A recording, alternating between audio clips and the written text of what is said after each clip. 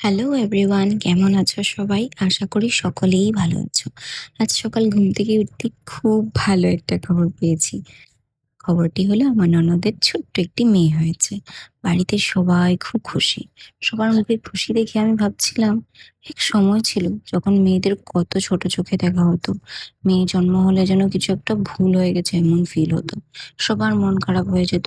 কিন্তু আমি যখন জন্ম হয়েছি আমার বাবা খুব খুশি ছিল। অনেকেই অনেক ধরনের বক্তব্য করেছিলেন যদিও, কিন্তু বাবা তাতে কানই দেয়নি। বাবা সবসময় বলতো, আমার মেয়ে আমার ছেলে।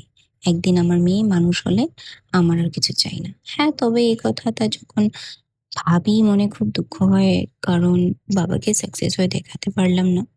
যাক, সে অন্য এক স্টোরি।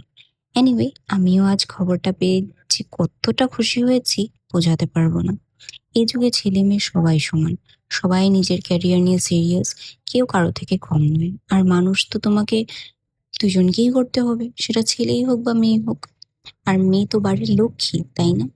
সবাই ভাবে ছেলের মা হওয়া খুব ইজি, যেন ছেলে এমনি এমনি মানুষ হয়ে যায়। জানো তো, আমার মনে হয় ছেলেকে মানুষ করাটা অনেক বড় দায়িত্ব।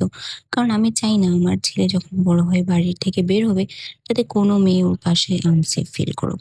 তাই আমি চাই আমার ছেলে খুব ভালো একটা নাগরিক হয়ে গড়ে উঠুক।